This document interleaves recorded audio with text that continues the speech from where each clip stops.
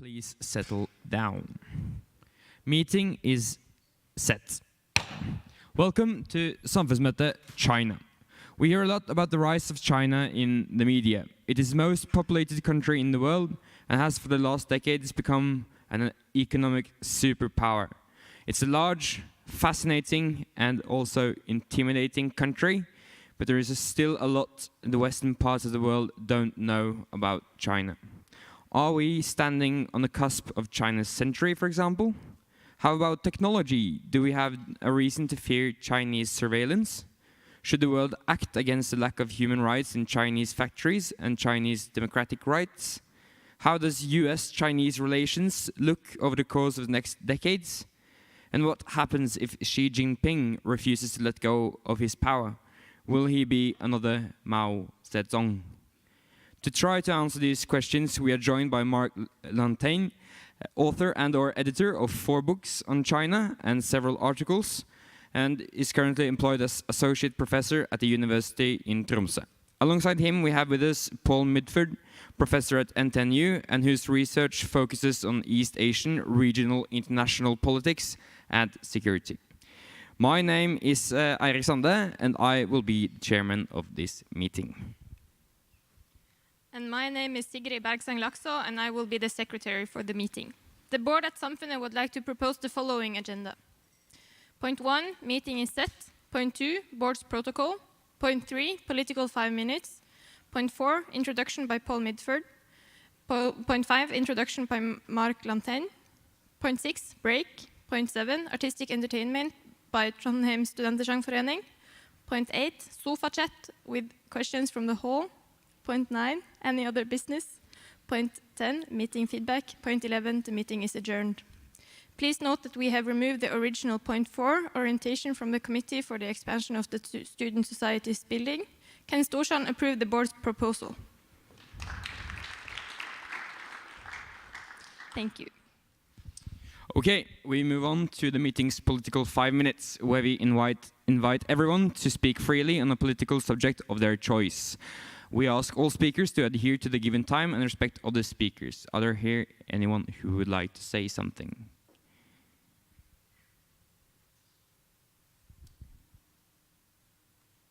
Doesn't look like that.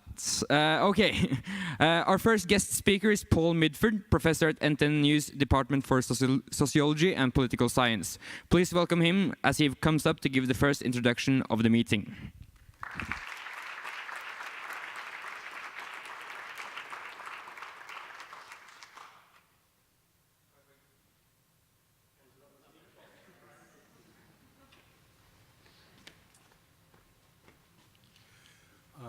First of all, I'd like to thank the organizers for inviting me here tonight to talk about China.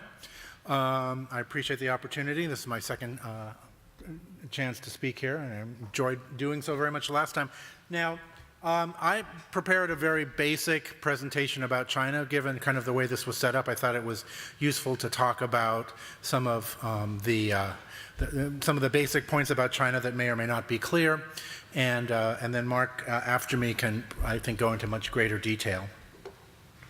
So, let's start with a basic question, kind of what is China?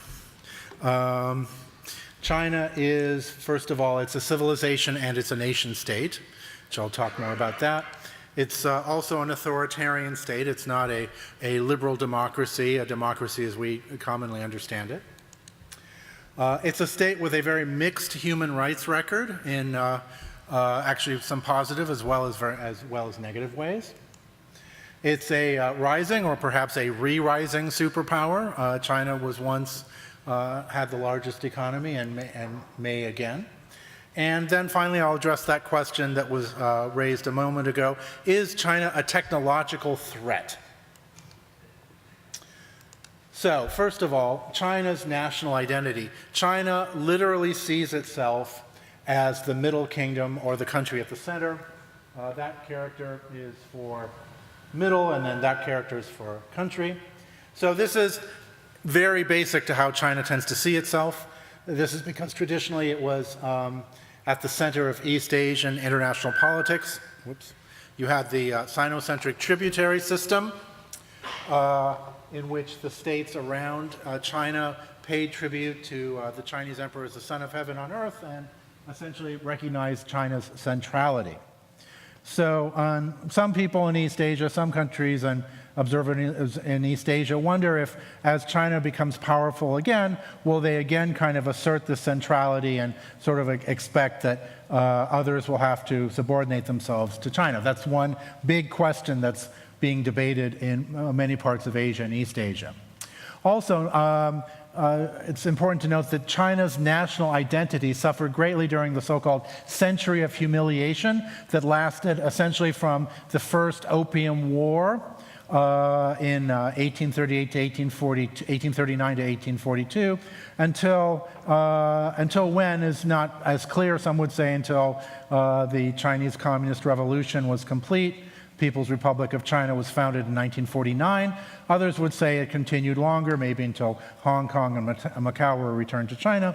But this is something that is still that has a lot of resonance today in China.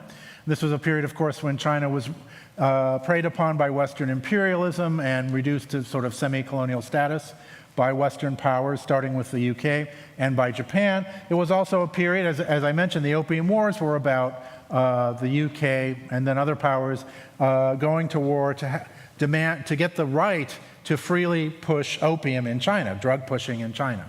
So that is certainly a very not a very happy history, to be sure. And it is remembered in China now. Some would say the Chinese Communist Party reminds people about this and what Japan did to try to increase their own legitimacy. But it is nonetheless a real historical experience that resonates. And this experience, I would argue, makes many Chinese skeptical of Western international law. Their first experience with Western international law were these unequal treaties, like the Treaty of Nanjing, 1842, that imposed these, requirements like the British can sell opium freely in China, and China can't do anything about it. And this also has something to do with Chinese sensitivity to Western criticism of China, particularly its human rights. They tend to harp back to this history when that comes up. China is an authoritarian state. It's a one-party state system ever since the People's Republic was established in 1949 by Mao Zedong. Now, it's mostly, for most of that period, I would argue it was an oligarchic or collective political leadership. You had not one dictator, but you had collective leadership. The major exception was during a good part of the Maoist period. Mao was so powerful that he was more powerful than anyone else in the Politburo of the Chinese Communist Party. He could not be stopped, so he was essentially a one-man dictator. And some argue that Xi Jinping today is is the strongest leader of the Chinese Communist Party of the PRC since Mao Zedong. Perhaps, although in my opinion, and Marc may have a different view, he's not quite as powerful as Mao Zedong. I might argue that also mention that the Republic of China on Taiwan could represent a model for a liberal democratic state.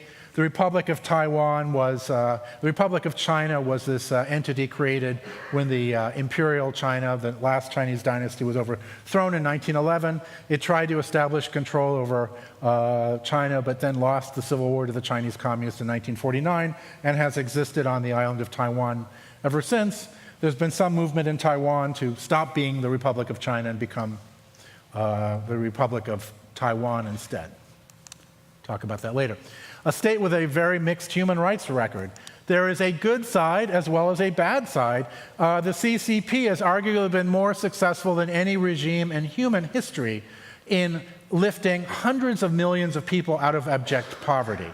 So clearly, the current government in Beijing deserves some credit for that. Now, it's not totally its own doing. It has to share some of that credit with foreign partners who opened up and traded with China and invested in China and transferred technology. Also, other countries that gave aid to China, most notably Japan, which poured something like $35 billion into China between the late 70s and about 10 years ago, and built lots of the infrastructure that then powered China's rise. Nonetheless, it's undeniable that the government the communist government gets some credit for that. On the other hand, as we know, the CCP does not respect political rights. It often does not respect religious rights.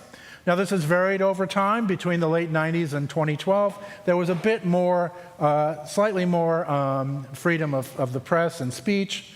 I remember participating in some surveys, opinion surveys in China, when you could ask questions like, are you satisfied with your level of free speech rights or democratic rights? And you had large numbers of people saying no. So there was that level of freedom, but you could never ask, do you think the CCP should stay in power? There's some questions you could never ask. But still, there was some liberalization. Now, China as a rising or re-rising superpower. Now, I should add, this is based on something called PPP methodology. If you look at current exchange rates, the US is actually still significantly larger. We could consider which method is better, but I just put this up for interest. And also notice that China's GDP share in 1830, before the Opium War, was 30% of the global total. It bottomed out at about 2.2 just before the current reforms began, the reforms that led to China's ascension as a great economic power under former leader Deng Xiaoping. And by 2030, 200 years later, China may be approaching the same share of global GDP that it had 200 years earlier. So we can talk about re-rise as well as rise. Now, you know, in terms of China's rise and how this relates to kind of PPP and how big is it, I just thought I'd put up a couple of indicators, questions, and I see I kind of screwed up the PowerPoint here, but when did China become the largest carbon emitter? 2006. By the way, this also relates back to the point about human rights. For anything regarding China, you can almost always say there's a good China and there's a bad China. There's a good China that lifts millions of people out of abject poverty, and there's the bad China that doesn't respect political and religious rights. And we'll see the same thing with the environment. So the bad China is the China that does not, or that is the world's leading emitter of carbon. China became the largest energy consumer in 2010. When did China become the develop the fastest supercomputer? Also 2010. The largest number of patent filings, 2011. Largest manufacturer, 2011 also. One more of these. Okay, sorry. But as you can see, largest trading nation, e-commerce market, middle class, largest number of billionaires. And finally, and this is kind of the good China side, the largest installed solar capacity, photovoltaic solar capacity. China also has the largest installed wind power capacity. So China is both the leading polluter or emitter of CO2 and also the leading generator of clean, renewable energy. So you have both sides. And this, I think, speaks to the complicated nature of what China is. Is China a technological threat? Last slide. China is emerging as a technological leader in a number of areas, particularly has been noted in artificial intelligence, AI, and in 5G cellular technology, which has led to a big debate of the day, a big issue, debate that is roiling many Western countries right now, which is it too risky to use Chinese 5G technology? Is it too risky to use routers and cell towers made by Huawei or ZTE, their other major Chinese company? Does this pose a surveillance risk? And I just want to offer a few thoughts about that, even though I'm not really an expert on, I'm not at all an expert on the technology. First, the answer is yes, it does pose a risk. But there are also countermeasures, and this is kind of interesting because China itself had this same risk 15, 20 years ago. There was a lot of worry in China about using Windows or other technology imported from the US because they were afraid it had backdoors and could be used to spy on them. And so they started demanding Western countries turn over their software source code and their technical blueprints and basically turn over their technology if they wanted to do trade in China. Now, this has since been described as a way to steal technology. That might also have happened as well. I think probably it has in some cases. But it's also motivated by this desire for internet security. You could, so one answer to this is to require Chinese companies to do the same thing that they've been requiring of Western companies. To tell Huawei, okay, you want to work in our market, you have to turn over your source code, have to turn over your technology so we can make sure it is secure. And incidentally, when the Chinese were worrying about this 20 years ago, they were not wrong. We know from Edward Snowden and actually other media reporting that the US intelligence agencies have often taken advantage of the fact that the internet backbone runs through the US and US companies are dominant in many areas of technology to take advantage of that to surveil many other parts of the world. So we are already being surveilled by large companies commercially, Google, Facebook, etc. And we also, to some extent, by US intelligence too. So when we think about how we're going to deal with this, we should think about it in this broader context, I would say. And finally, will the 21st century be a Chinese century? My parting thought, no, it will be an Asian century, and not a Chinese Asia, but an Asian China, which is another important issue that I think needs to be discussed. And with that, I will end my presentation. Thank you very much.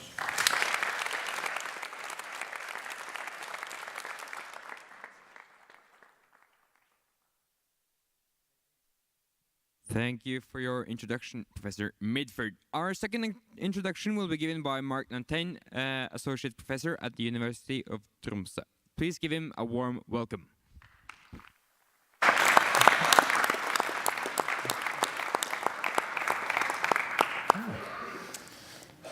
All right. Excellent, excellent. Okay, thank you very much. First of all, I just want to thank all of the organizers for this session. This is actually my first time in Trondheim, so it's really fantastic to be here. And I guess what I'd like to do is to make a few comments about where China is and where it's going. Now, you start off with the idea that China is in transition, which is a bit of a problem because the idea of China being in transition has been brought up for at least the past 30 years. And then you get the rather complicated question, it's in transition to what? So in the time I have, I'm going to kind of play with this idea a little bit. First of all, it can be pretty much said now that China is a great power.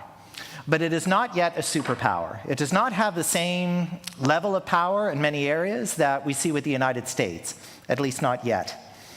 And it is still having to wrestle with a lot of very serious issues, not only on the domestic level, like within the country, but also internationally. Now, as was mentioned previously, China's president, Xi Jinping, is now in a position to remain in power indefinitely, and that was put into place last year. He is beginning his second term of office, and we're not exactly sure how long he is going to be in place for. But that said, even though there has been a lot of discussion about how the president has consolidated power compared to his two predecessors, this shouldn't necessarily be overstated as well. China is big.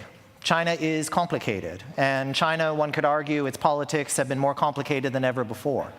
So the president certainly needs the goodwill of many ministries, party organs, and so forth in order to effectively govern. Now, China's economy is obviously a subject of a lot of debate. There have been many times where there was a lot of speculation that China's economy was due to slow down. Over the past 20 years, there were multiple suggestions that China's growth simply could not sustain itself. And as one of my colleagues back home said, the Chinese economy has been declared dead more times than Elvis. And it is still very much shockproof. Now, it is slowing down, absolutely. China's economy is now down to about 6%, which is great by European standards, not so great by China standards. So there's a lot of discussion in Beijing right now about China's economy heading into a soft landing. In other words, heading into a new, kind of gentler growth curve. And so far, this has been going quite well. There was a lot of discussion a few years ago that perhaps China was heading into recession or a crisis, and that hasn't happened. That said, there are challenges. There's a trade war that has been brewing for the past year between the United States and China. Each side has been putting many, many tariffs on each other's goods. And as we're here, trade negotiations between China and the US are ongoing, and we're still not sure exactly what the outcome is going to be. Moreover, China has embarked on, to put it very mildly, an extremely ambitious foreign economic project, and that is Idai Ilu, the Belt and Road. A very small term to describe a project conservatively valued at 1 trillion American dollars, which is nothing more than a complete reworking of China's trade relationship with a very good part of the world, including Europe. How that is going to come out, what the final product is going to be, we are still guessing. Even in Beijing, nobody is really willing to say, okay, when will the Belt and Road be finished? But as was noted, a lot of China's economic prowess is starting to move away from manufacturing. China's still a major manufacturer of goods, completely. But it is starting to move into high technology sectors, including 5G, but other areas such as artificial intelligence, quantum computing, new medical practices, and e-commerce and fintech. Whenever I go back to Beijing, it's no longer a question of do I carry cash or even credit card. It's what kind of app do I have on my phone so I can make a purchase on the campuses. So this has been a very, very rapid development, and it is something which has created a lot of attention and caused a bit of concern here and there. Now that said, there have been some concerns about the growth of China's so-called sharp power.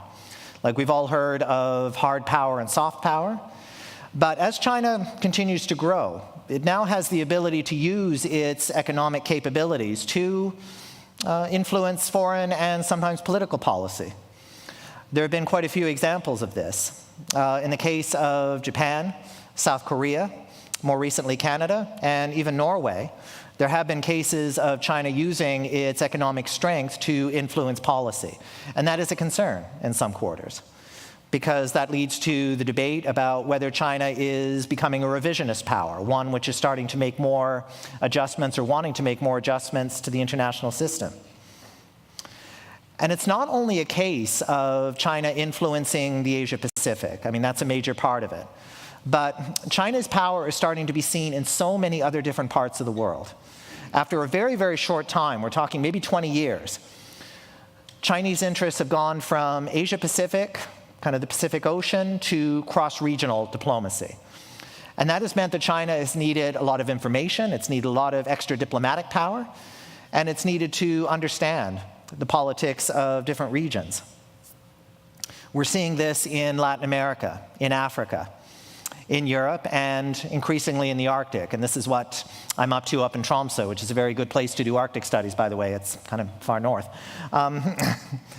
Since becoming an observer to the Arctic Council, I'll just talk about that briefly. China became an observer in 2013, and it got a lot of attention. Many other countries also got in, including Japan, Singapore, Italy, but all of the attention was on China. Why? Because there was a lot of discussion about what were China's kind of long-term goals in the Arctic.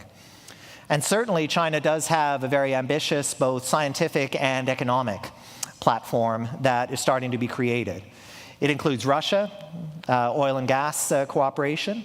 It includes a lot of shipping. China is very interested in using the Arctic Ocean for rapid shipping between Northeast Asia and Northern Europe. And even issues like oil and gas and mining in Greenland, China is now interested. And I was at a conference very recently up in Kirkenes, which is about as close to the Russian border as you can get without falling over. And there is a lot of enthusiasm there about new railways. Because Tromsø, Alta, we don't have a railway yet. We're still waiting. So there's a lot of hope that Chinese investment as part of the Belt and Road can assist with that.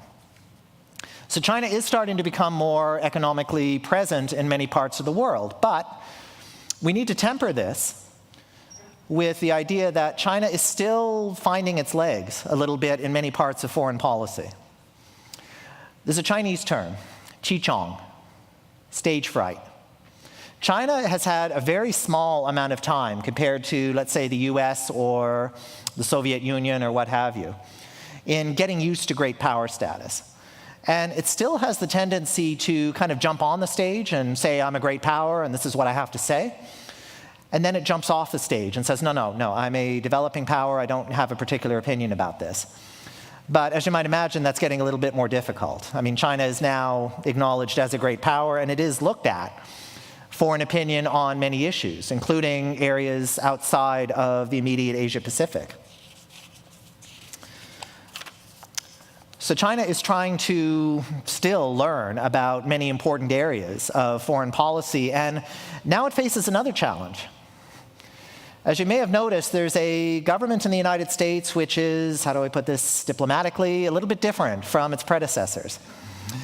There is a window that is starting to appear, according to some Chinese policy circles, to say, well, the United States may be pulling back from a lot of its commitments. And a window of opportunity has been created for China to come in and maybe put in its own opinions on things. That said, though, China still has a tendency of kind of stepping back when it comes to areas outside of its immediate interests, like the Syrian conflict or human rights issues. Many cases, China will kind of use the Russian Federation for cover. It's like, if you veto, I'll veto, and we'll go from there. So China still has a bit of a ways to go when it comes to its international presence. And the other point about China's transition is there's been a lot of discussion about, especially this month, because this is always the time where the Chinese government puts out its military budget. So the military budget is released, and then a whole slew of articles come out saying, oh, China's going to become the biggest military spender, security is going to be a huge problem, we're all in trouble. It happened this month. China's military budget was released, and it was a very ambitious 176 billion American dollars. Does anyone know the US budget? President Trump is looking for a budget of 750 billion. So we're talking about a quarter, a fifth, so I don't see military parity anytime soon. Now that said, China is starting to look very carefully at reworking its military to be able to project power overseas, to participate in peacekeeping, disaster relief, to be able to help its friends and allies around the world. We're seeing this especially in Africa and the South Pacific. So it has started to modernize its military, but we are still talking about a major gap, not only between China and the United States, but also with other parts of East Asia. Right now, a lot of attention is being paid towards the South China Sea. This is contested waters between China and Southeast Asia. Just this week, it was announced that an American B-52 bomber entered the disputed zone, and big surprise, it was challenged by the Chinese military. The US has maintained that the South China Sea is international waters. China insists that this waterway is Chinese historical waters. Who is right? Unfortunately, there's nobody we can ask. These small islands are uninhabited. What is happening now in the Asia-Pacific, and before coming back to Norway, I was based in New Zealand, and I have to say the winters there are a little bit more congenial. There's been a lot of discussion there about whether the United States and China will have to share power in the Asia-Pacific. How is that going to work? This is not a situation which many governments are very familiar with right now. So to conclude, I would say about China in transition that we are talking about a country that is more confident in its power. It now has gone through a very difficult set of reforms and is now more interested in becoming a shaper of norms, not only in the Asia-Pacific, but in many other parts of the world. The most recent party meeting, the so-called two committees that just wrapped up, the general view was that, okay, because of the trade war, because of the state of the global economy, and because of just uncertainty across the board, that there needs to be a little bit more of a conservative approach to Chinese politics and foreign policy. So we may see a bit of that, but by no means are we going to be seeing China kind of pull back from what it sees as its growing global commitments. So the question now is whether China will graduate, if you will, from being a great power to a superpower, but more to the point, what kind of superpower is it going to be? Thank you very much.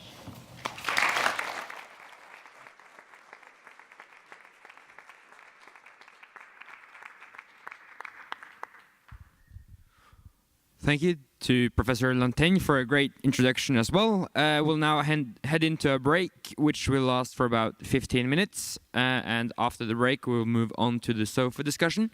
And if you want to express your opinion or ask the speakers any questions, you can sign up during the break over by the stairs at, or if you talk to Mira.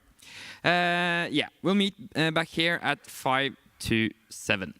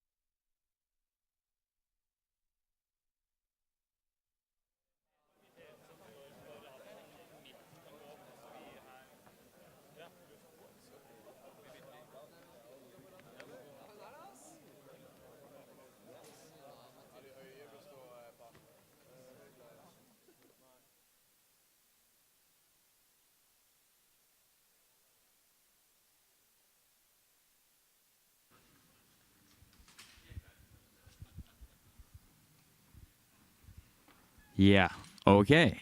The Storsalen is quite quiet now, so we'll just head on.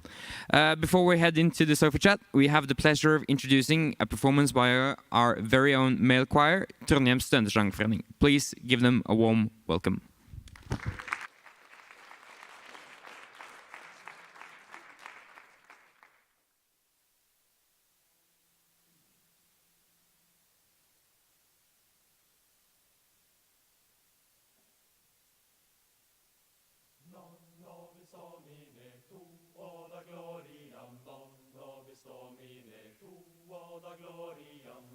Nobis Domine tuo da gloriam, non nobis Domine tuo da gloriam, non nobis Domine tuo da gloriam, non nobis Domine tuo da gloriam, non nobis Domine tuo da gloriam, non nobis Domine tuo da gloriam, non nobis Domine tuo da gloriam, tuo da gloriam.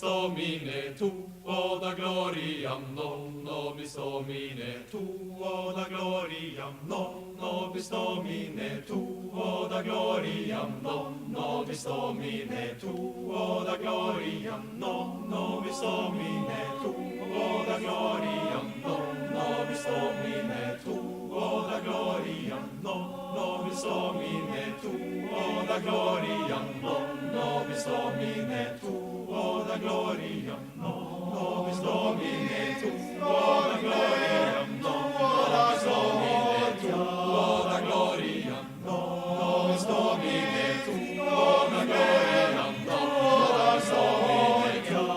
da gloriam, non nobis Domine, nobis Domine, Domine, nobis Domine, nobis Domine, Domine, Domine, Domine, tuo da gloria.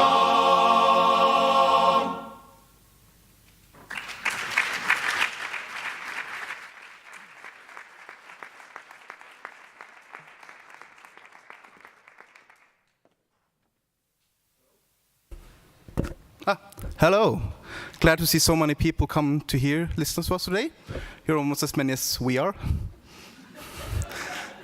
The song you just heard is called Non Nobis Domine, as you probably guessed. And the next song we're going to sing is called Rolandskvade, which is a medieval ballad, which originated in France but has traveled all the way up here to Norway.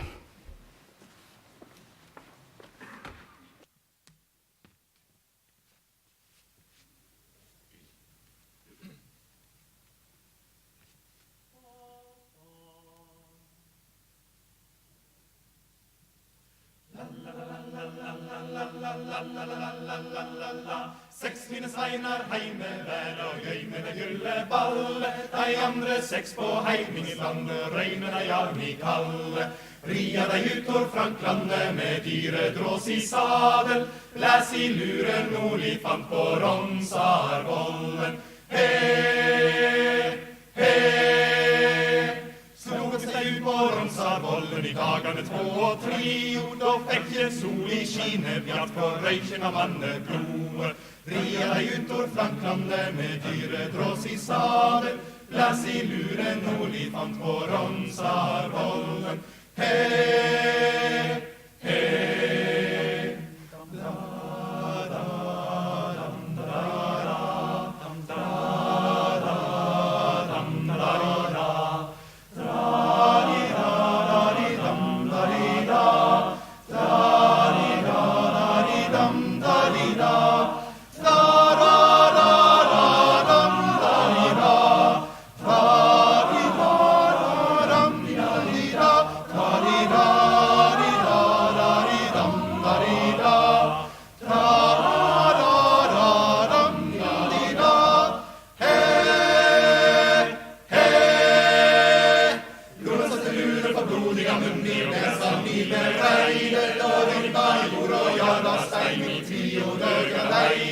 Via deg utor Franklandet med dyredrås i sadel. Blæs i luren, olifant på Ronsarvollen. Via deg utor Franklandet med dyredrås i sadel. Blæs i luren, olifant på Ronsarvollen. Via deg utor Franklandet med dyredrås i sadel. Blæs i luren, olifant på Ronsarvollen. Via deg utor Franklandet med dyredrås i sadel. Blæs i luren, olifant på Ronsarvollen. La la la la la la la la la. La la la la la la la la la la la la.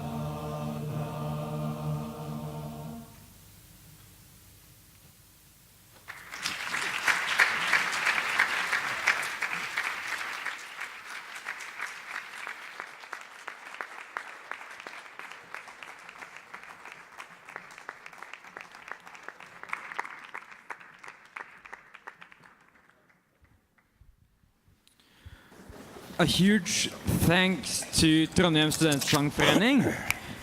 We'll just let the boys have some minutes to get out, and yeah. We'll head into the sofa chat shortly, and if you are ready, Magnus, I think you can just go ahead. Yeah, I'm ready, no worries. Well, as Paul Midford was talking about, we'll go into both the bad sides and the good sides of China, so I assume everyone has turned off their Huawei phones, so we won't get any surveillance problems afterwards.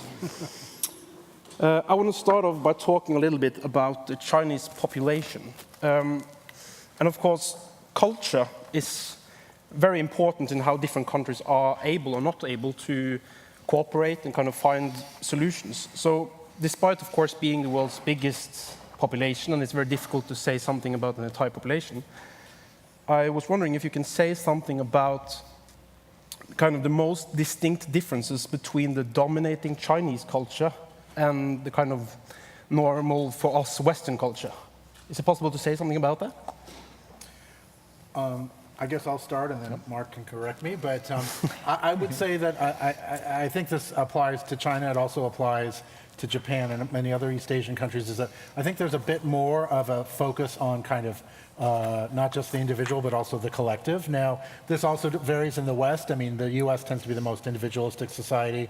I think some European societies, including Norway, a bit more collective. But I think we see this even more in East Asia. So to take an example from Japan, sometimes people will say that if you're just expressing your point of view, you're being kind of selfish. Like, you should hear what the group thinks, and you should, you know, kind of connect with others.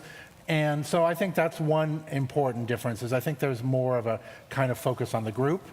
Maybe there's also more focus on what we call face, or what is called face, or keeping face, maintaining face, not losing face, which means, I mean, one way you can think about it is, you know, don't embarrass somebody else in front of everybody. So there's something, one more example from Japan and then I'll end. There's something called the JET program, or the Japanese English Teachers Program, run by the Japanese government. Graduates from American and Canadian and other universities can go to Japan on this program and be an English language teaching assistant in a Japanese high school.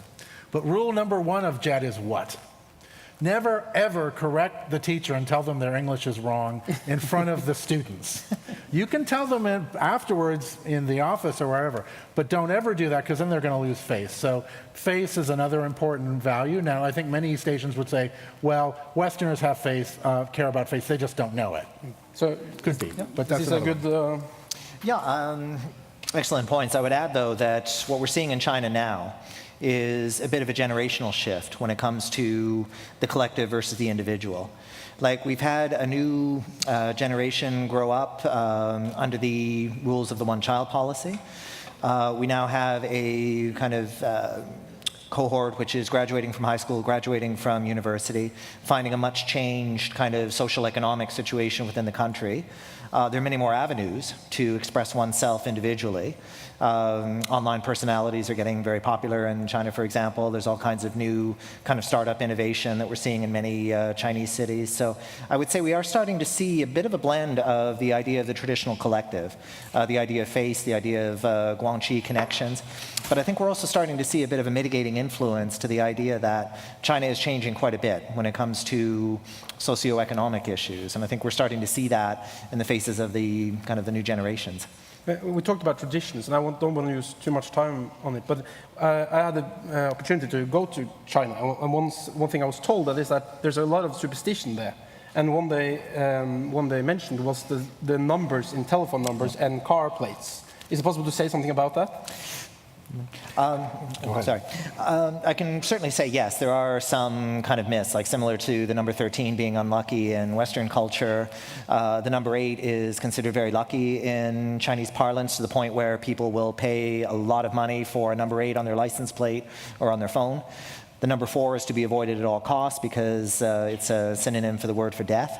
So, and numbers and numerology have been a major part of Chinese history. Like, many ideas are expressed in lists, like lists of numbers, and numbers do tend to have a bit of mythical significance even today.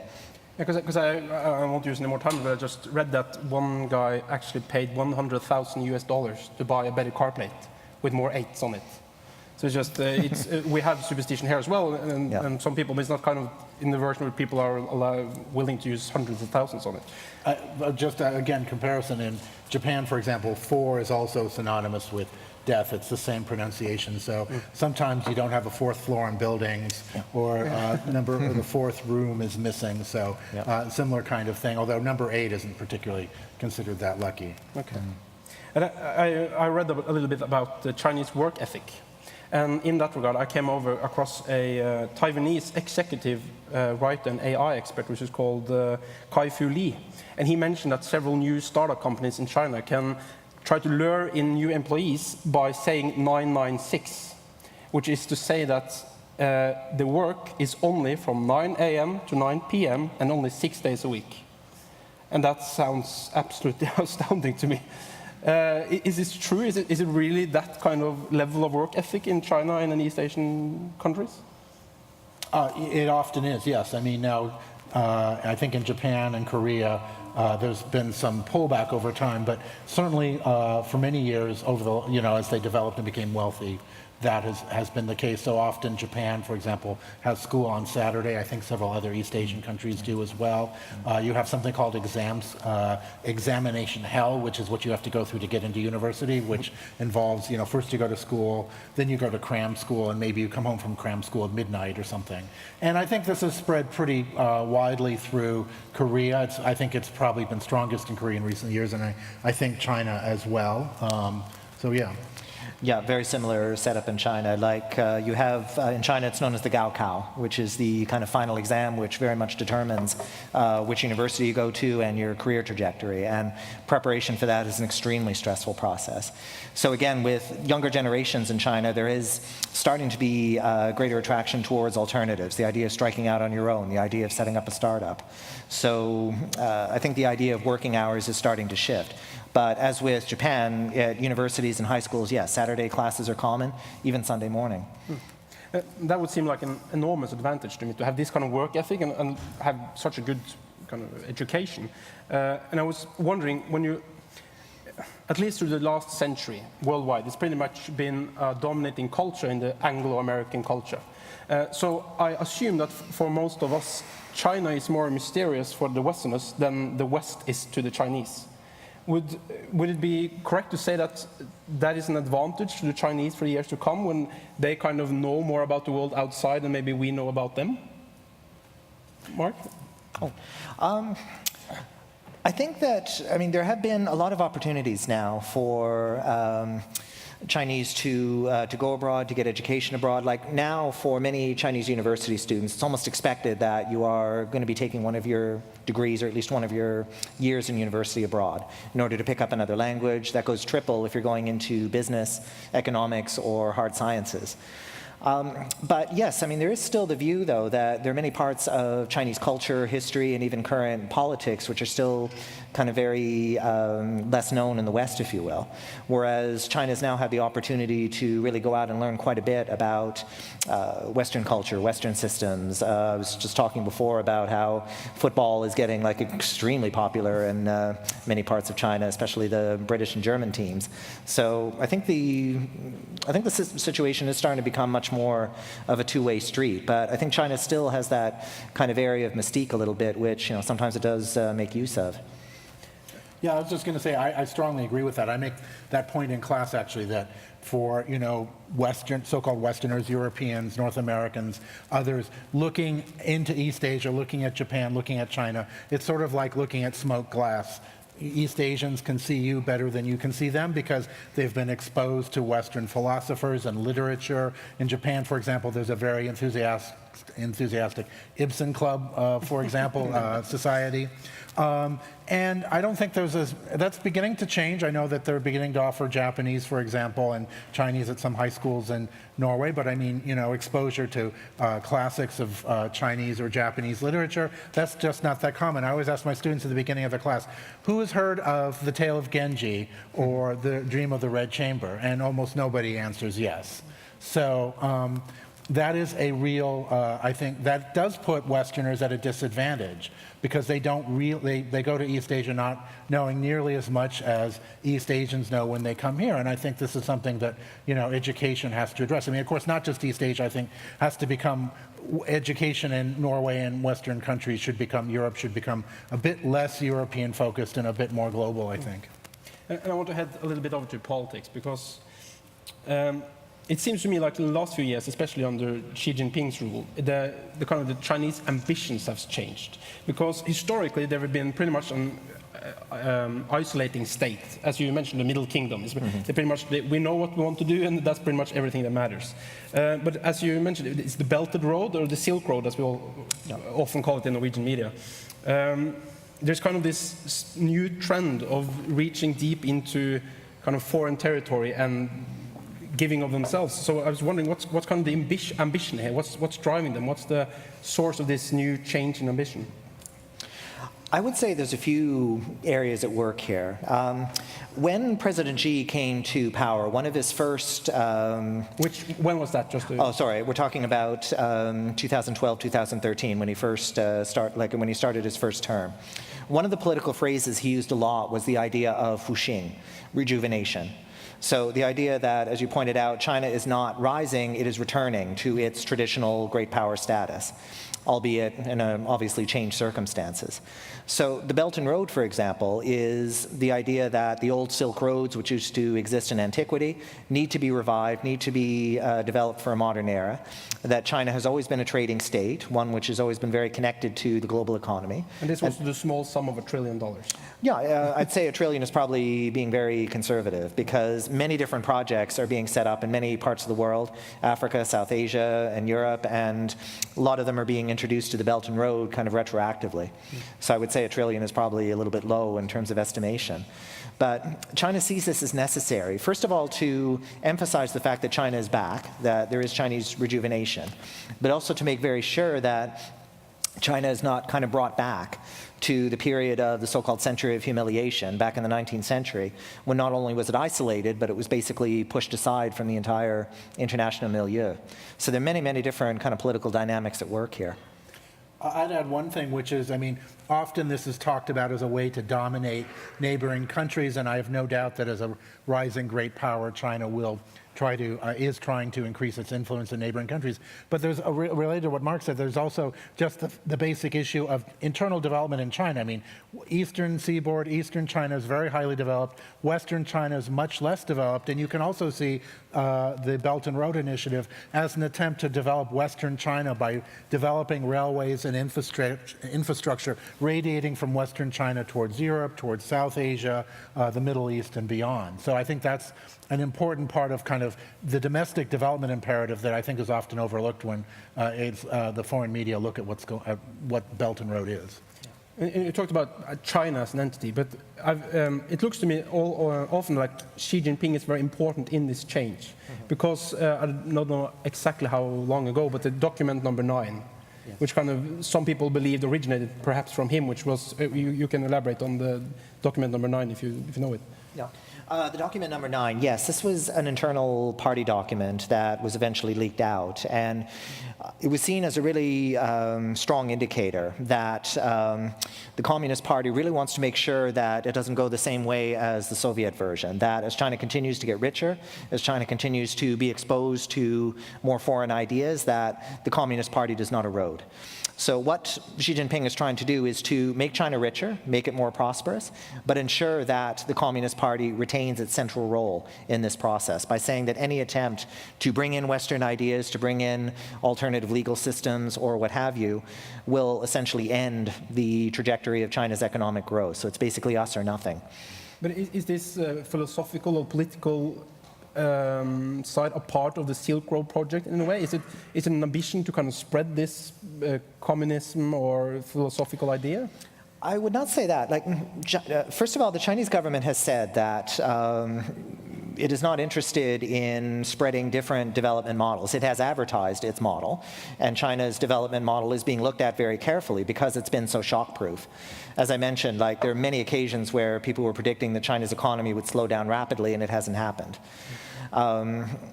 It's not like the Mao period where China was actively trying to export its ideology. But on the other hand, China is starting to place itself as the alternative to the West, as the alternative source of ideas, of infrastructure, of technology, all of that. So it is still a source of pressure, and many Western governments are sensing that. Well, how effective are China in kind of posing themselves as an alternative to the Western? I tend to agree that I don't see China really trying to push its own ideology or system that much. I mean, one of the kind of most venerable norms in Chinese foreign policy is the non-interference in the domestic affairs of other states. And of course, China is always using that to deflect pressure from Western countries. But I also think China is fairly serious about that in relation to other countries. Now, at a kind of economic, technocratic kind of level, I do think China is more and more promoting itself as a model. But I don't see it promoting its political system as something that other countries should adopt. I agree. Ever since the Maoist period ended, China has been much more circumspect about trying to promote itself as a model. So I don't really see that happening either. Where we kind of jump forward and backwards here, but we talked about the Silk Road. And as I mentioned, did they kind of go into Africa, to several Central Asian countries and stuff like that? Is it beneficial for the countries who receive this? Because at least in Western and Norwegian media, we can read a lot about, for instance, harbors in Greece, which now have 100-year leases in Chinese hands, in Sri Lanka and the Toulouse airport and stuff like that. Are there many stories where this kind of infrastructure investment from China seems to be more a kind of a modern occupation where you get some infrastructure in return for a century or so? Well, there has been a lot of discussion about that. There's been this discussion about, Chinese debt traps in Sri Lanka and other countries, and that somehow these countries are being kind of tricked into becoming indebted to China.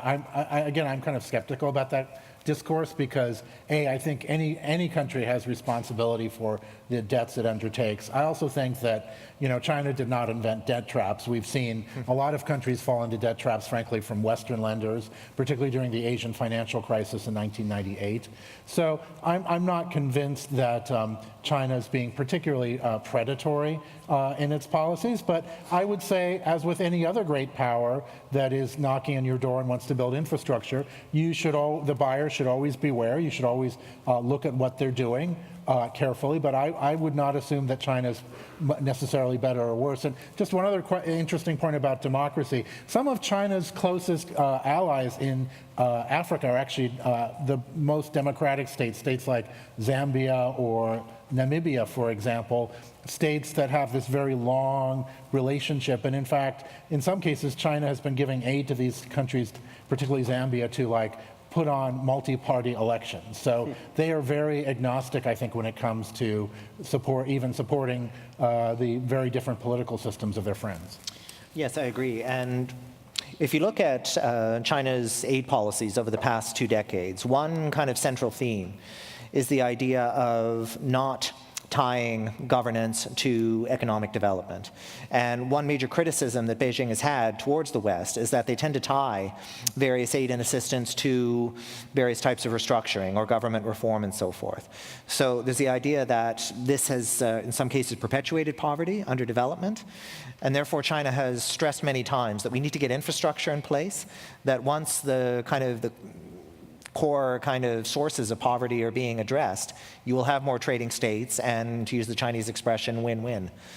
I'm tempted to jump in here because I think we can talk about an East Asian development model. Again, perhaps it starts with China or with Japan. Of course, for many years, China was receiving aid from Japan, and arguably they took that model, kind of turned it around. There are some important differences, to be sure, and kind of are now projecting it into Africa and elsewhere. And this is, as you say, it's a model that's not tied to human rights necessarily, which could be problematic, but it's focused on economic development, on building infrastructure. It's not focused on the kind of traditional Nordic or European model of alleviating poverty, but on economic development. And you can argue that actually in the long run, it's much more successful in lifting millions of people out of poverty through this aid. I mean, certainly in East Asia, I think Japan can claim some credit for that, and I think China maybe now can also claim credit for using this kind of infrastructure, kind of developmental model to lift people out of poverty. And it's interesting, when Japan started doing this in the 60s,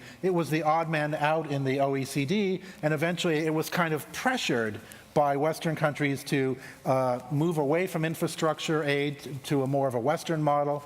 And then comes along China, and China's emerged as this massive economic aid power, and it's now causing Japan to actually go back to its previous infrastructure model, and China's so big it's also now pulling Western countries in that direction too, European countries. So Japan is no longer the odd man out when it comes to promoting infrastructure. This seems to be the new trend, and it's a trend that's very much driven by China.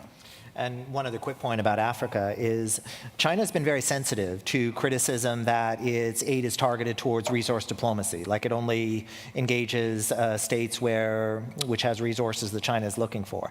So China's been trying to address that by taking on a more multifaceted approach. Like, for example, during the last major Ebola outbreak in West Africa, Chinese physicians were very much there on the front lines. Chinese peacekeepers are found throughout the continent, including in some very dangerous areas in Mali and South Sudan. So China is very aware that it's under a microscope compared to Japan, compared to other East Asian countries about how its aid practices are going. And it really tries to put forward the idea that we are a partner. We are not a hegemon. We are not here to tell you what to do. We're here to develop mutual partnerships. And in some cases, it has worked quite well. I'll just say that Anders Sørby can make himself ready to ask his question, and it's still possible to write his name on this sheet and get an opportunity to ask your questions here if I fail to ask the questions I should ask.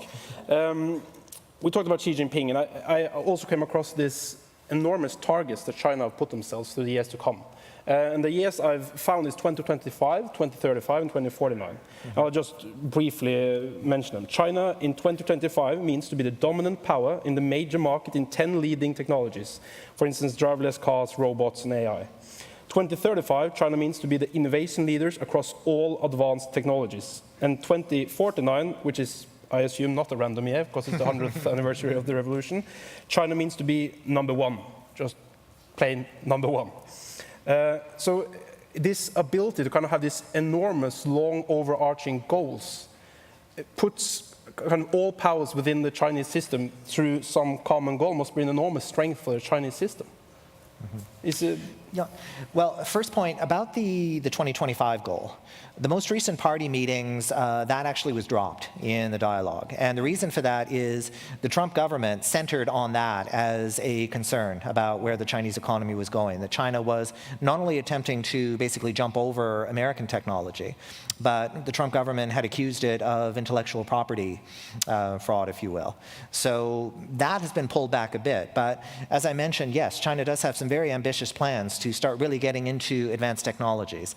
There are major projects related to artificial intelligence, driverless vehicles, medical upgrades, and so forth. So yeah, these goals are very ambitious.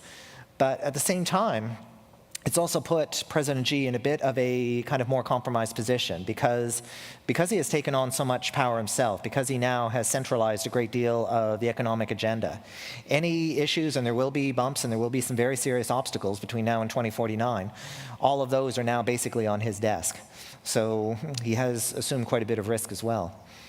I'd also suggest that maybe we shouldn't exaggerate the extent to which China is kind of centrally driven. I mean, it is a country with a lot of private enterprise, of course. Now, many of those may be cooperating and supporting these goals, but China doesn't always, I think, we have this image as being, particularly under Xi Jinping, as being very top-down and everything's decided by him and he runs everything. But as Marc was pointing out, it's a very big, complicated country. He needs support, active support from lower levels and from others to actually achieve his goals. And I've been doing some work on renewable energy in East Asia, including China, and one thing I find working with some scholars who are writing on this is that often what's going on at the local level and what's going on at the national level are quite different, and so often national goals and projects get kind of stymied at the local level. So it's a very complicated system. It's a huge country with various layers of government. So, and also, of course, you have the party layer as well. So I wouldn't.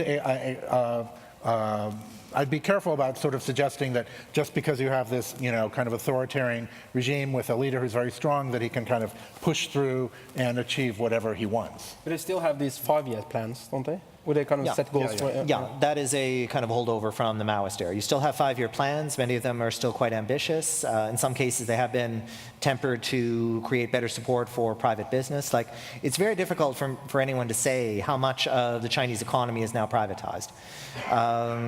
Crude guess could be maybe anywhere between 40 and 60%. It really depends on your definition. But there's been a concern, especially since the global financial crisis began in 2008. The worry is that China should not go too far too fast, that it shouldn't liberalize its economy too much, because they saw what happened to other economies who kind of ran afoul of all kinds of currency crises, all kinds of economic crises.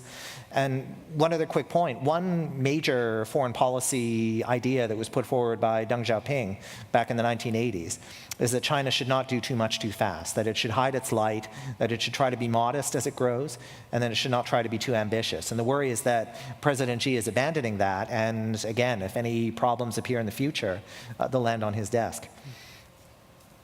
No, I have anything to add. Anders Sørby can ask his question.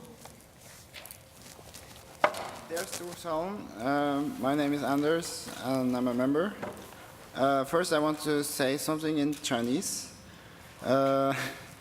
亲爱的中国朋友们，你们发明了纸和火药，也在历史上少数了难以想象的样式。我们有很多东西要向你们学习。So that means basically, dear Chinese friends, you invented paper and gunpowder, and you have suffered an unimaginable hardship through history. And we have a lot to learn from you. I was thinking about how do you think do you think China will surpass USA in the economic, military, and technological terms? And do you think their authoritarianism will hinder or boost this development? And will they run out of water? Is they really stable, like with different provinces? And will Winnie the Pooh be legalized again? And will, what was the last bit? Winnie the Pooh be legalized? So Xi Jinping is often compared to Winnie the Pooh. Yeah, so we also, I think Yes, okay. so it's a Xi Jinping reference there. But he first asked about, do you think China will surpass the US in kind of economic, military means? Well, as I was saying earlier, in terms of purchasing parity prices, I mean, it's already like 20% larger than the US now. At current exchange rates, it's like 70, 75% of the US size, I think. So it hasn't yet, but I think it's pretty obvious that China is going to surpass the US in total GDP, given how much bigger its population is. But on the other hand, per capita GDP, China surpassing the US, that's nowhere in sight. That's many, many decades in the future, if ever. But in terms of total economic size, almost certainly yes. Yeah, I completely agree. But when it comes to kind of China surpassing the United States, there are many different measuring tools to look at that. And it was very popular about 10 years ago in China to talk about the multiplication and division problem, which means that China has a population of 1.3 billion. So that means that any economic challenges have to be multiplied by 1.3 billion. And that any gains that China makes have to be divided by 1.3 billion. So, and you look at the challenges now, and they are very formidable. You still have many parts of the country that are still very much developing. You have the problem of corruption. You have the problem of having to rework, you have an aging population and a much smaller workforce compared to previous decades. And you have the problem of many state-owned enterprises that are still basically Soviet era. So you have a very odd system of an almost completely unreconstructed communist economic system coexisting with a capitalist one. There are a lot of challenges that still need to be undertaken, and I agree that when it comes to surpassing the United States per capita, long way to go. And actually, we have a video which is pretty fascinating in that that regard. So if Veko can show the video with Donald Trump, I think that will influence, will be informative. Let's say China. China. China. China. China. China. China. China. China. China. China.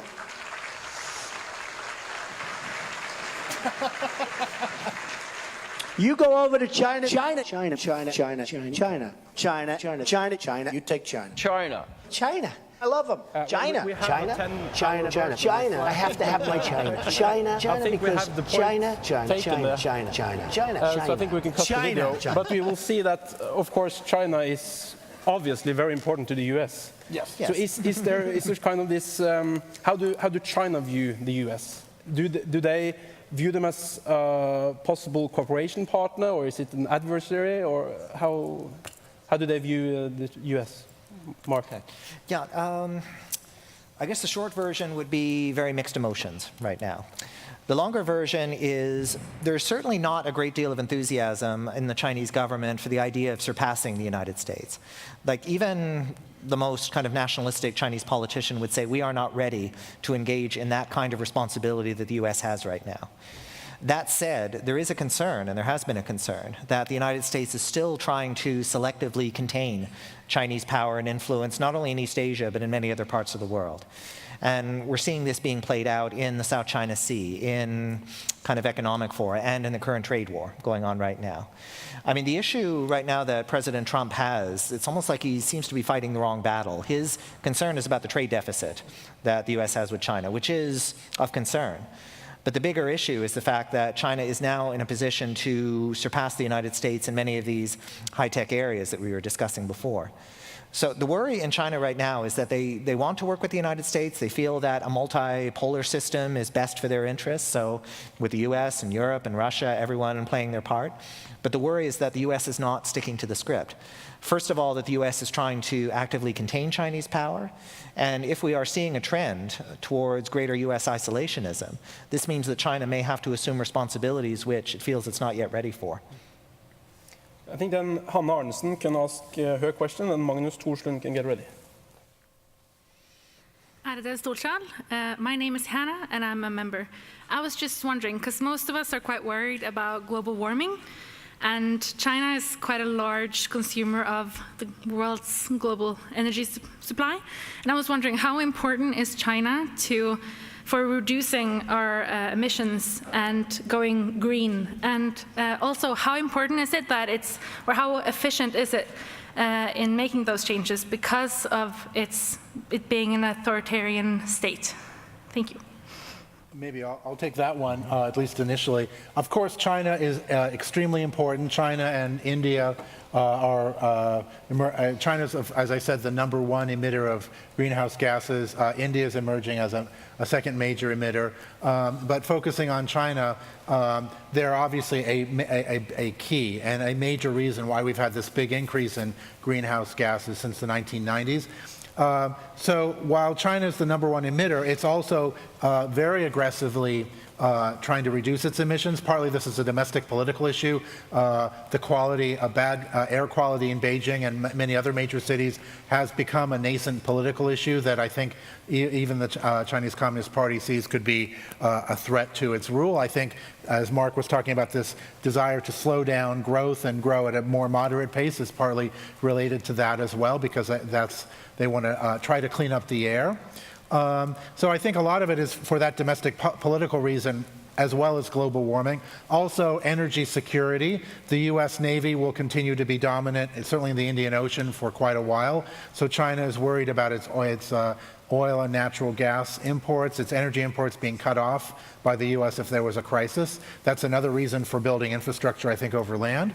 That's also another reason for renewable energy. And also, unfortunately, why China relies so much on coal, because these are domestic sources that cannot be cut off. But I'm reasonably optimistic. China is the largest producer of solar energy. It's also the world's largest manufacturer of solar panels, photovoltaic solar panels. It's a major power in wind, and it's the largest generator of wind energy. But they do have some problems. One is that their national grid has to be developed more. In some areas, up to 65% of the electricity generated by wind and solar is wasted because the grid lacks the capacity to take it on. So that's something they really have to focus on. But I think in the long run, there's reason for optimism that China will and is addressing its greenhouse and other polluting emissions. Yeah. I would say China's role when it comes to combating climate change and pollution as a whole is crucial. In terms of its population, but also in terms of the influence that it now has on the global community. China is now the largest country still in the Paris Climate Accords after the United States withdrew. So that puts China in a very interesting position, along with Europe as being kind of the referees for the global environmentalist movement. There's also an understanding, and it came unfortunately very late in the Chinese government, that the pollution that you get in major cities, the quality of the water, the land, it's not only a health issue, it's an economic issue. There's a lot of discussion now about the green GDP. In other words, how much of China's growth is being cut because of terrible pollution. And it had been getting increasingly worse in some of the major cities, especially in winter, when everyone fires up their coal stoves. So there's an understanding now that, like for the past few years, China's declared a people's war on pollution. They've really been pressing a lot of local industries to clean up their act, in some cases literally. And China's now trying to settle into the idea that they are kind of a global force for combating climate change. But as you say, there are still a lot of challenges. China needs a lot of external energy. It's still very reliant on coal. And it's all very good for the central government to say, okay, you must clean this up. But you have local factories very far away from the government center that are still doing their own thing and that are still not even close to good environmental safeguards. Yeah, and a couple of numbers on this. I know that China's, for every dollar the US goes for research in renewable, China uses 3.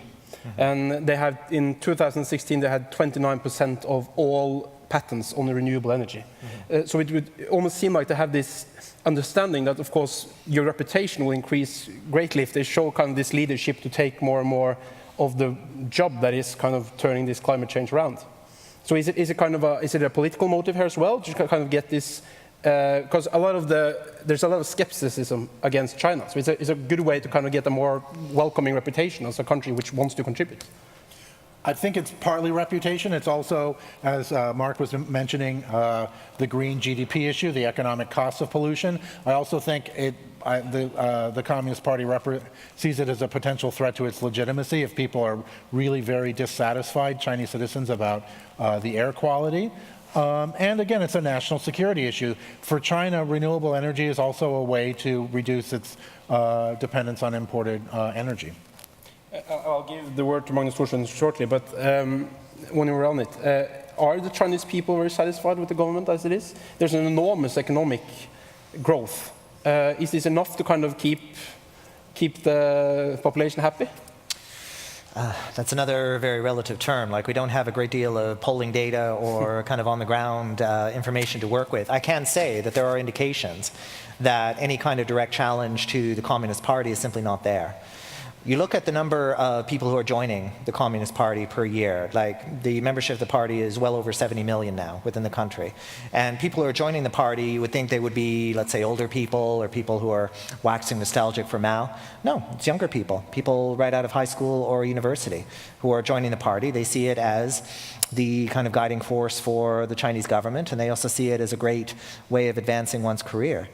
And I would also say that what has happened, especially recently, because China has been able to maintain economic growth for so long, there is the understanding that even though there are still quite a few challenges ahead, this is the system that has, provided the economic benefits. Nothing succeeds like success, if you will. Now, that said, we are, again, looking at kind of differences of opinion depending on where in the country you are. Like if you're in the city versus, let's say, in the countryside. Old Chinese saying, the mountains are high and the emperor is far away. If you're like way out in the countryside, you may have a somewhat different view of what the central government is doing. They may feel either neglected or they may feel that they're at the mercy of local officials who do not, do what they want. So it is very important, and this is one of the points which you led off with, is that China is not a monolithic unit. It is many, many different, one would almost argue, kind of nations within a single country. It's big. I also think this point about the emperor being far away also kind of buffers the CCP legitimacy, because if something goes wrong, they can always blame the local officials, and the Communist Party can, to some extent, escape blame. Magnus Thorsson can ask his question, and Lars Nord can make himself ready.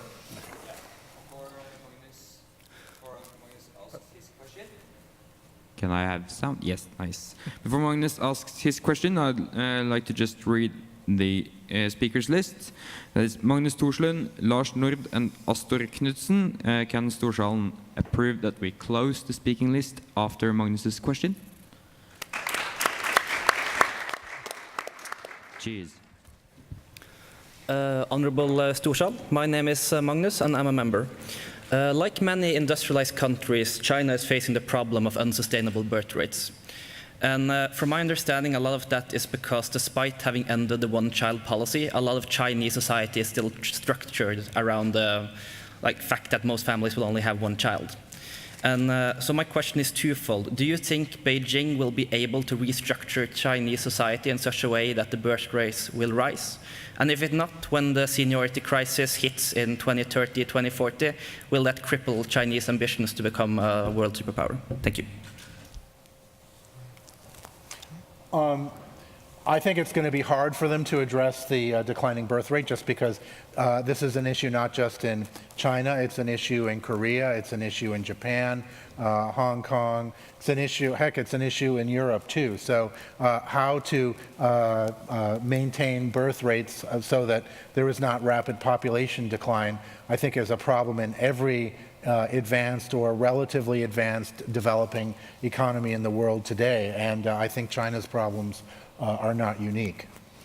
Yeah, I agree. And when the one-child policy was finally removed a few years ago, there was a bit of an expectation in Beijing that there would be at least a modest spike in the birth rate, that people, because the country's doing very well economically, especially in the cities, that people would feel comfortable having a second child. And that has largely not happened. And people are being asked, well, why is that not the case? And the argument is it's simply too expensive. for us to have a second child right now under current circumstances. So there's the argument over whether the ban should have been lifted earlier or whether or not there were alternatives. But this is going to be a very serious problem because we are going to see a demographic shift. We're seeing China still trying to put together a welfare state, in some cases like stitching it up from many different models altogether. If you're lucky enough to have a professional job, you're more or less set. But if you are in the countryside, you're still pretty much dependent on the state or what have you for pensions and unemployment and so forth. So this is going to be a serious issue. Then Lars Nord can ask his question, and Astor Knudsen can get ready. Ærede storsal. My name is Lars, and I'm going to ask a question about economy. As China's economy grows and their middle class become richer, and as their economy become less exportation-based, how will this affect the global economy, and should we fear another Chinese bubble bursting like we saw in 2015, and could it lead to a new global financial crisis? Thank you. My understanding is that actually China is gradually moving away from export dependency, more towards a service sector, service-focused economy, with services being the main driver, and also more domestic consumption. It's taking a while and it's slow, but I think they are moving in that direction, and so I think that their kind of overdependence on exports and the possibility that could lead to a major financial or economic crisis is probably declining over time, but it is still a threat. Yes, I would agree. What's interesting, though, is when President Xi took office, so again, we're talking 2012, many senior party members were saying just that China's heavy focus on exports simply cannot be sustained. And yet, less than a year later, you have the Belt and Road being unveiled. And one of the purposes of the Belt and Road is to get Chinese products to new markets. So it would seem to suggest that at least for the shorter term, exports are still going to be a major part of the Chinese economy, at least until various other sectors, including the tertiary sector, are completely developed. But as one economist put it, it's the equivalent of asking a completely heavily laden cargo ship to make a 90-degree turn. It's just not going to happen in the short term. Then Astor Knudsen can ask his question, and Anders Søby can get ready. Hi, my name is Astor Knudsen. I'm not a member. And I was wondering if you could tell me anything about the social credit system or the social ranking system that I've seen been mentioned a couple of times in the news, and how this would affect the quality of life for the average Chinaman. Thank you. Good question. Yeah. Okay, yes, okay. We were talking before about the fact that so much of commerce in China right now is done by your phone. Like you want to purchase anything, just swipe your phone. And it is very convenient, but it also leaves an electronic trail of what you purchase, where you are, what you're doing. So the social credit system, and this is something which is just starting to appear, is a way for the Chinese government to look at what everyone is doing, to see if they're making the right purchases, they're going to the right places, they're talking to the right people.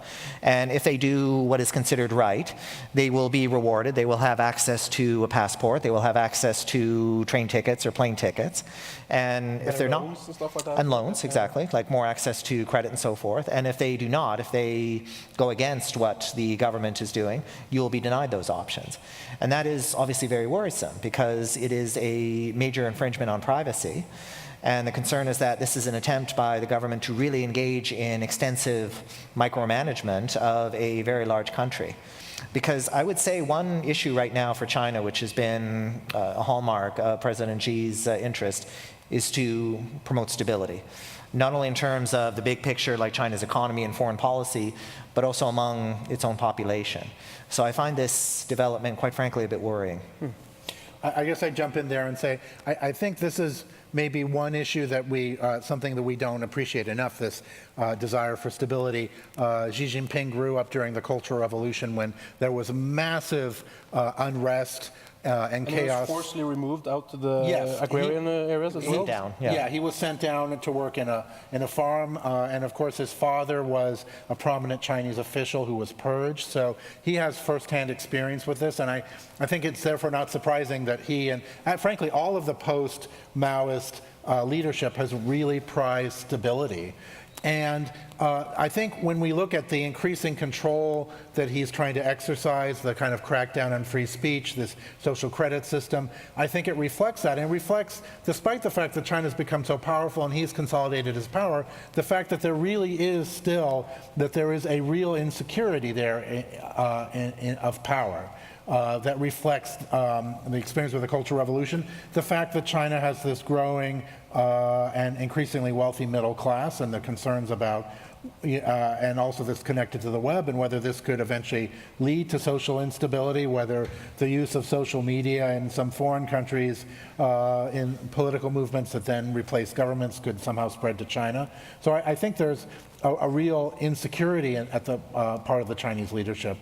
That starts with the Cultural Revolution, but has these other factors involved too. Yeah, and one Chinese economist referred to the problem that China has, they call it the vigor-chaos cycle. Like, on one hand, China wants to promote economic and social vigor. It wants to develop new economic sectors, grow the economy. But as soon as the growth gets to the point where you get chaos, there's the idea to pull back. So it's almost like kind of an oscillation between the two extremes. You must have vigor, but you must prevent chaos. And the idea of social credit is seen as one tool of preventing chaos from eclipsing China's social economic situation. Just one small additional point. Optimistically, when Xi Jinping leaves eventually, we'll most certainly do another 5-year term, who knows after that, maybe the post-Cultural Revolution generation that didn't know that might be more open to a more open political system and less worried about, less paranoid about stability. Anders Sørbye can ask the last question, and please be short. So, Honorable Storsalen, my name is still Anders. So I'm just building on the questions I asked earlier. So basically, there are many serious lurking problems in China. Like the East might run out of clean fresh water because of the pollution, and there's really no solution to this at the moment. And is it really that stable as they want to appear? Because there's also been hints about them faking their economical progress with leaks of statements from the financial minister. So the question is if China is as stable as it seems? Yeah. Yeah. And also, will Winnie the Pooh be legalized? Yeah, that's important. Will Winnie the Pooh be allowed again? Ah, yes, okay. I would imagine not until Xi Jinping retires will we see Winnie the Pooh again in China. It's too bad because he could have actually, instead of basically seeing this as an insult and trying to bury it or ban it, he could have, at least for a foreign audience, tried to take advantage of it and make the most of it, but he obviously hasn't done that. What about the stability? Do you think, is China as stable as it seems? As I say, I think the leadership fears for stability. I guess my sense is that in the short run, it does look reasonably stable. I think the growth rate is certainly, economic growth rate at around 6% is still quite considerable. As it was pointed out, the labor force is now shrinking, and we will see population decline, I think, from 2030. So in that context, I think it's enough to keep the Communist Party in power for now, but I don't know what you think. Yeah, it's one thing, even with President Xi consolidating power to the point that he has, there's still factions that exist within the party. Now, maybe some of them have been muted, but they are still there. And as you pointed out, there is a younger generation of leaders who don't have the same memory of the Cultural Revolution, who grew up during the boom times, who might have a radically different view about Chinese economics, foreign policy, politics, and so forth. Now, with Xi Jinping staying in office longer, that next generation will probably have to wait a bit longer to actually take important positions. But I think when that happens, I'd say brace yourself, because I think we are going to be seeing some considerable change. And in terms of Winnie the Pooh, yes, it's funny just how that kind of situation kind of appears and disappears. Like during the Arab Spring protests, for example, the term Molihua, or jasmine, was banned because it was associated with what was happening in Tunisia. And there's a popular song in China called Mo Li Hua, and that was scrubbed from music lists and so forth. So it really does show that there's a certain degree of sensitivity towards anything that looks like it's directly mocking kind of the upper tier. But the situation, though, is, especially online, there are all kinds of code words and phrases which can be used for criticism, which are very difficult to pick up, which is why there's a constant cat and mouse game going on to make sure that the internet is removed from such material. I'm sorry, we're really out of time, so I think we'll say thank you for that, and we'll give the word back to Eirik. Yeah. Thank you to our speakers and everyone who asked questions. I'd like to propose a huge round of applause.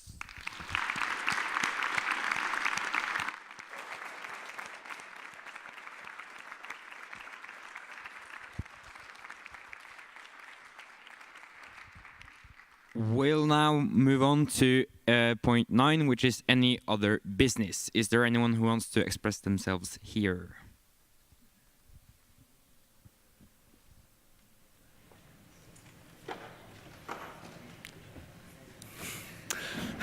Ærede storsal. My name is Michael Lanteigne, and I'm a member. New technology is appearing at a level of speed we have never seen before in human history. It can be exciting, but also terrifying. For what will the world of tomorrow look like? We see how new technology is capable of shaping societies, but also how it can form the individual. Technology can be both make macrostructures, but also be very personal. I mean that new technology is a necessary tool to create a world that is better for all. And with this, I want to announce my candidacy for ISFIT President 2021.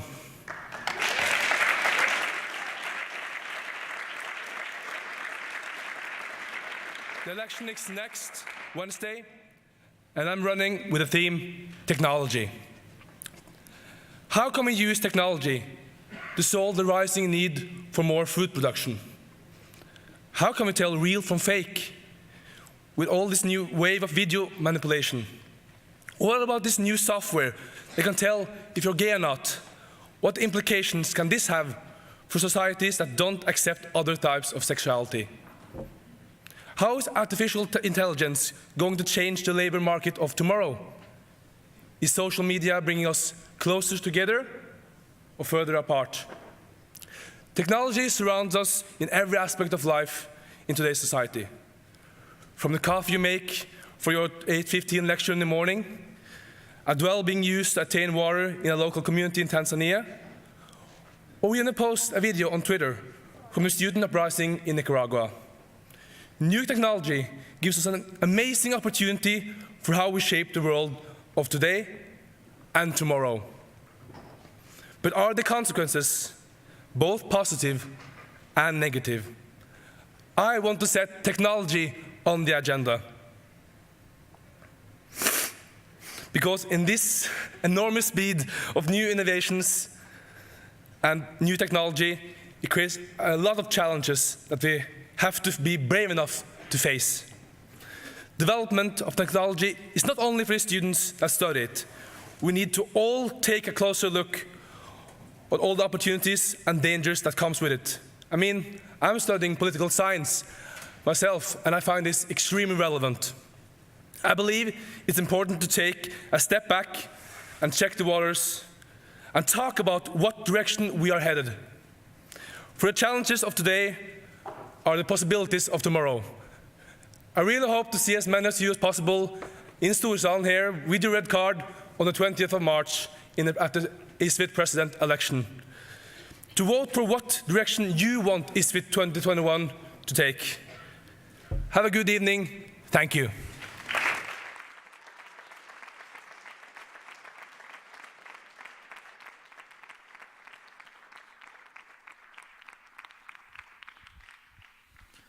Is there anyone else who'd like to say something here? Okay, then we'll move on to meeting feedback. We are always trying to improve the society meetings here at Samfundet, and we appreciate your feedback. Is there anyone who wants to express any? Cool. Before we finish, I'd like to remind the audience of a few upcoming events the board is organizing. On Wednesday, we will have a debate in Norwegian about the religious tolerance in Norway. We will also organize the election for the next ISFIT president, Marc, on the same day in Storsalen, and that event will be held in English. And the same applies to next Saturday's society meeting on Brexit, where, among others, we have the honor of having the British ambassador to Norway as a guest. I want to thank the following for helping us make this meeting a great experience. Paul Midford, Marc, Lanteigne, everyone who asked questions, styrets debattkomité, gjengsekretariatet, Trondheim Studentersangforening, Forsterkerkomiteen, Reshi, Videokomiteen, Studentmediene, Markedsføringsgjengen, ITK, or the IT Committee, Rådet, Kulturutvalget, Fotogjengen, the Security Guards, and Kafé- og serveringsgjengen. The meeting is adjourned.